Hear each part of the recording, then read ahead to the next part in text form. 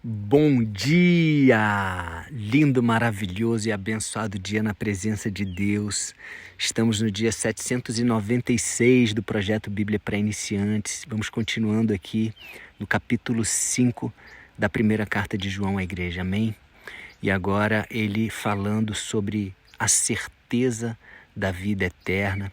E hoje nós vamos ficar com os 3 primeiros versículos desse tema, mas falando especificamente sobre a vontade de Deus, que é que nós alinhemos a nossa vontade a Ele e que também nós possamos pedir as coisas segundo essa vontade, que é boa, agradável e perfeita, amém? Então olha só, no versículo 13 ele diz assim: eu escrevo essas coisas a vocês que creem no Filho de Deus para que vocês saibam que tenham a vida eterna. Lembra que ele está falando, né? Que quem tem a vida eterna, quem vence o mundo, só aquele que crê no Filho de Deus.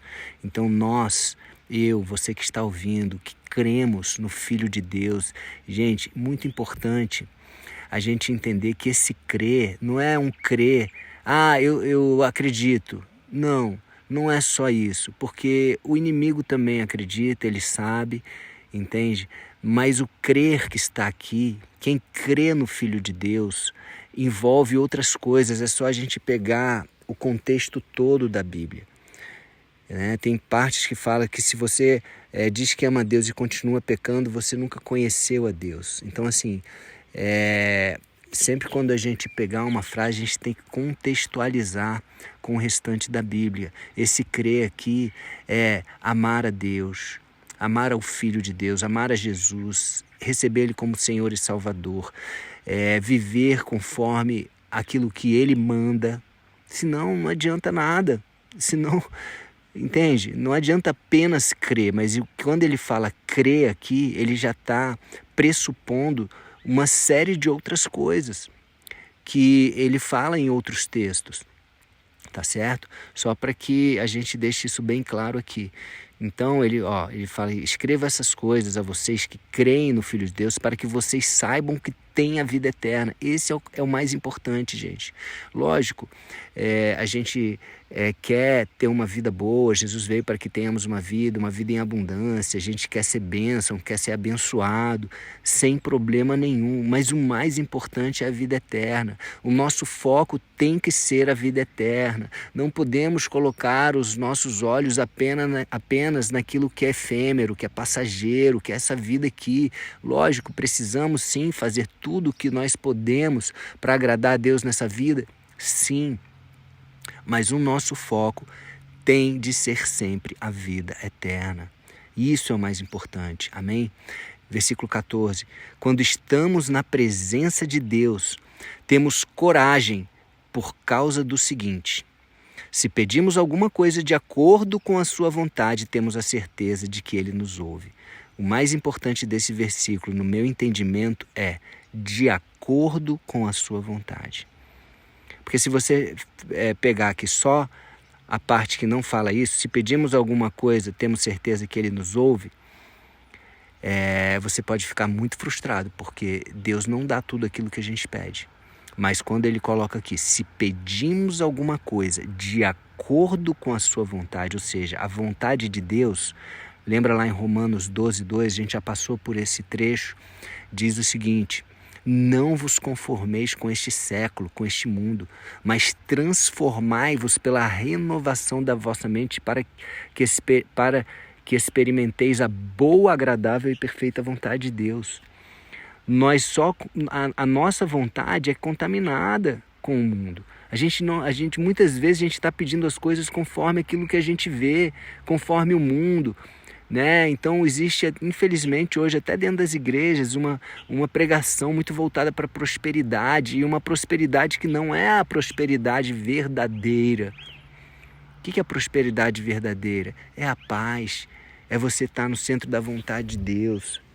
Eu gosto de citar Estevão. Estevão, ele tinha tanta paz, tanta certeza, que ele falou ali naquele sinédrio, naquele lugar, com tanta autoridade, e ele foi apedrejado e morreu, foi o primeiro Marte, e ele olhando para cima, ele viu a glória de Jesus ao lado de Deus Pai, e ali ele falou: Pai, não lhes impute este pecado.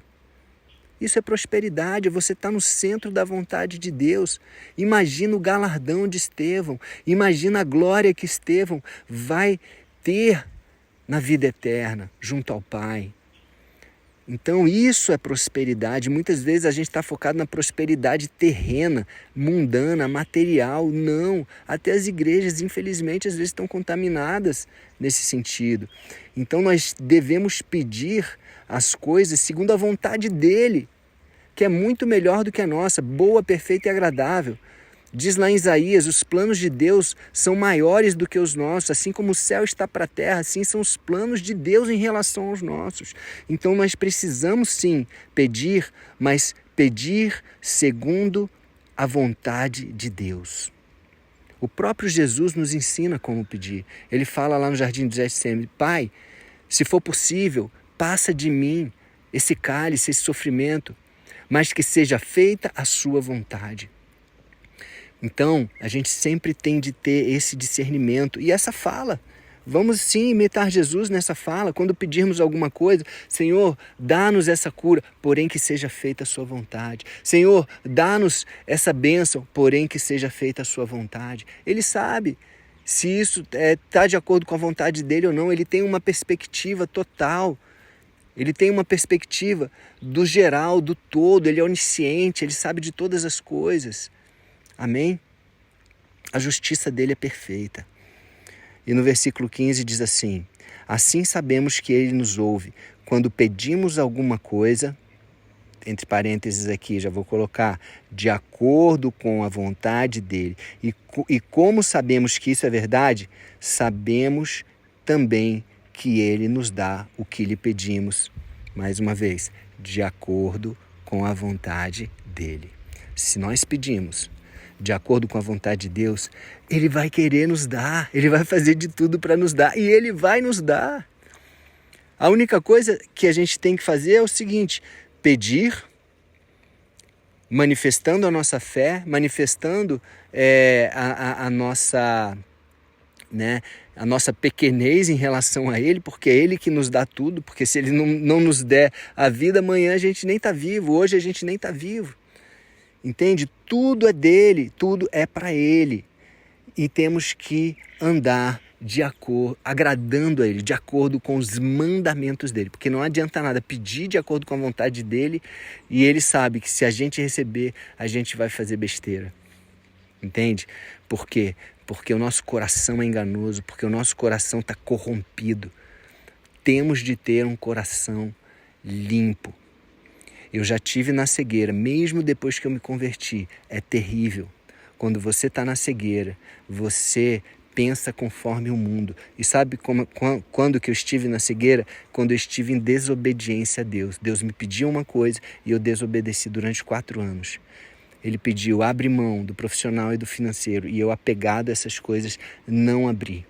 E durante esse tempo de desobediência, eu vivi uma cegueira. E muitas coisas eu estava ali pensando de acordo com o mundo. Então precisamos estar sempre atentos, sempre nos sondando, sempre nos examinando e pedindo para Deus: Pai, nos examina, esquadrinha o nosso coração, vê aquilo que há de mal, nos convence, Espírito Santo, nos mostra, para que nós possamos corrigir, estarmos alinhados à boa, agradável e perfeita vontade dele, para que assim nós possamos pedir corretamente. Amém? Então é isso, um beijo no coração e até o próximo dia do projeto. Aliás, vamos orar antes de fechar, né? Pai amado, muito obrigado, Deus, por esta palavra, que possamos pedir de acordo com a tua vontade. Jesus, o Senhor mesmo disse para nós: pedis e não recebeis, porque pedis mal, lá no Evangelho de Mateus.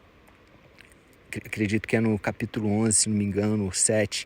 Enfim, que nós possamos pedir bem, que nós possamos pedir de acordo com a vontade de Deus, que possamos te imitar como o Senhor pediu ali naquele jardim do Getsemane, que possamos, Pai, viver para agradar ao Papai, estarmos de corações puros e limpos diante do Pai. Obrigado, Jesus. Te recebemos como Senhor e Salvador das nossas vidas. Amém? Então é isso. Um beijo no coração e até o próximo dia do projeto.